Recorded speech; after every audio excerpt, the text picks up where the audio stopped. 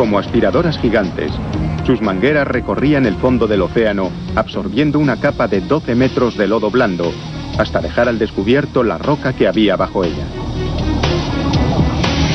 El lecho de roca era una base sólida para lo que vendría a continuación.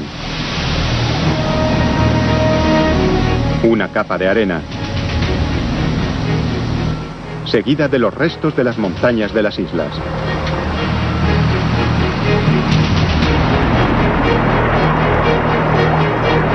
Con la carga de cada camión, la separación de 2.400 metros entre las dos islas se estrechaba cada vez más.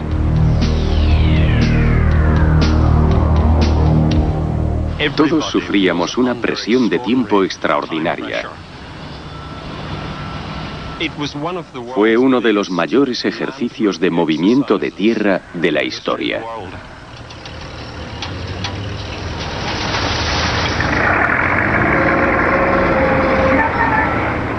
Trabajando día y noche, centímetro a centímetro. Los operarios iban transformando poco a poco las dos islas en una. Cuando terminaron, los operarios habían movido más de 500 millones de toneladas de tierra. Suficiente como para llenar el Coliseo romano 200 veces.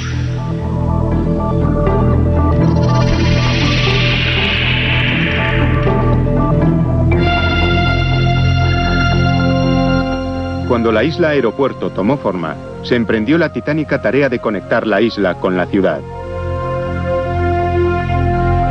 El proyecto exigía la construcción de nuevos túneles, puentes y autopistas en una franja de 35 kilómetros de agua y tierra.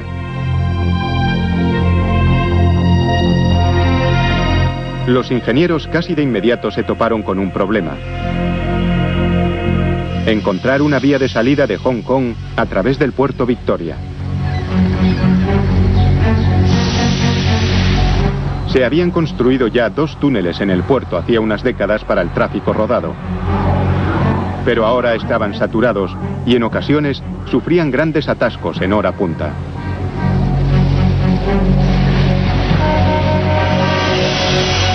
Se necesitaba un tercer túnel mucho más grande. Debía de serlo bastante ancho como para tener 6 carriles.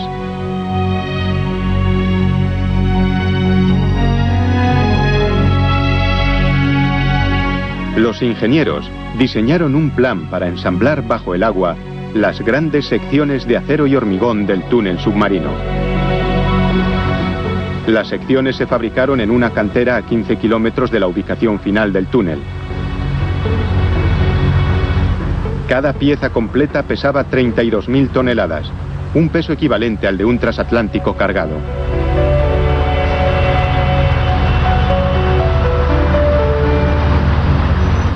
Cuando se terminaba una sección, sellaban herméticamente sus extremos y después inundaban la cantera.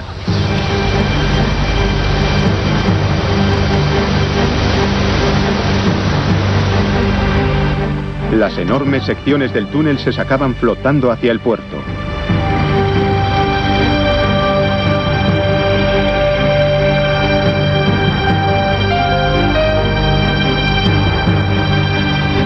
Una vez en su destino, se sacaban los sellos, se llenaban de agua y se sumergían.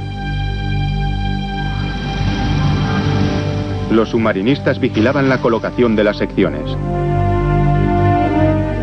Potentes gatos hidráulicos ensamblaban cada pieza y la precintaban herméticamente.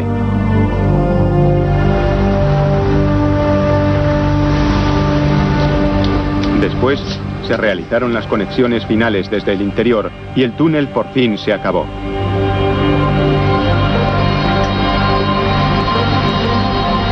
Sumergido a más de 15 metros de profundidad, sus 2 kilómetros de longitud conectaban la concurrida isla de Hong Kong con tierra firme.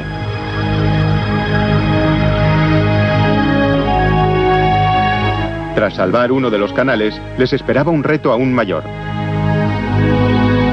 En la ruta propuesta para conectar Hong Kong con el aeropuerto, había una importante extensión de agua que salvar. los casi 5 kilómetros que hay entre el continente y la isla Northland Tower. Al principio, se pensó en construir otro túnel submarino para conducir el tráfico hasta el aeropuerto. Pero el canal era demasiado profundo. Debido al intenso tráfico marítimo, una construcción submarina habría sido demasiado arriesgada.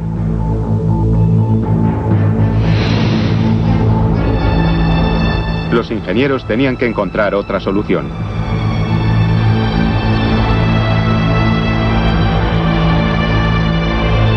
Propusieron no uno, sino dos grandes puentes, lo bastante largos como para atravesar el canal y lo bastante altos como para permitir el paso de grandes barcos bajo ellos. La parte más larga, más de 2,5 kilómetros, sería uno de los puentes colgantes más largos del mundo. Era una propuesta arriesgada. El puente tendría que resistir una de las fuerzas más destructivas de la Tierra: los tifones.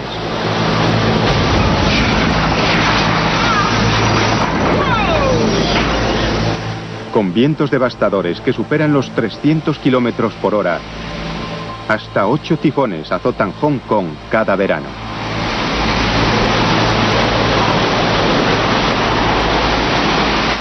La resistencia de cualquier puente ha de ser puesta a prueba en un laboratorio. Para comprender cómo afecta el viento a la estructura, los ingenieros primero crearon modelos por ordenador. Este simula el movimiento del puente con vientos de 65 kilómetros por hora, amplificado 100 veces, lo que permite a los ingenieros detectar posibles fallos en el diseño. Con los datos recogidos, los ingenieros construyeron una detallada maqueta a escala. La colocaron en un túnel de viento de gran velocidad y la sometieron a un tifón simulado de categoría 10. Los resultados eran preocupantes.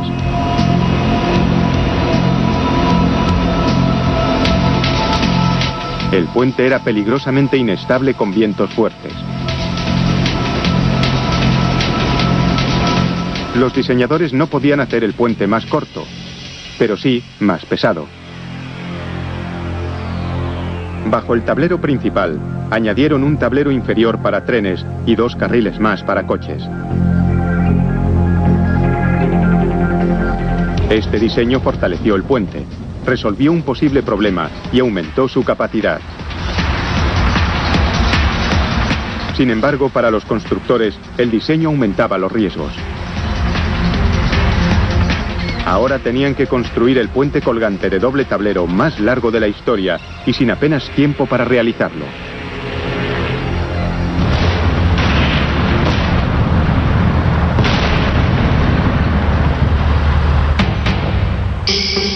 Primero, hubo que nivelar la zona.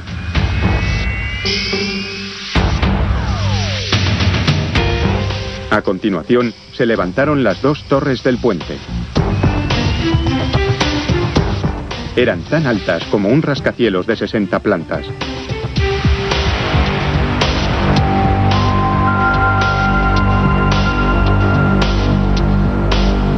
El plan era colgar pesados cables de suspensión de ellas para soportar los tableros.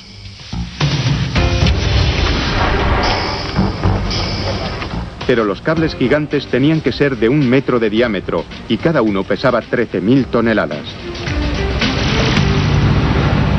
A causa de su peso, los cables no se podían colocar simplemente con una grúa tras ser ensamblados en tierra. En lugar de eso, los ingenieros utilizaron una técnica ingeniosa pero arriesgada.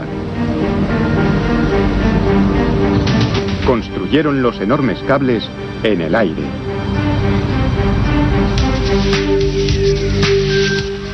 Dos ruecas llevaban varios alambres de una torre a otra. Con cada pasada, aumentaban el volumen de los cables.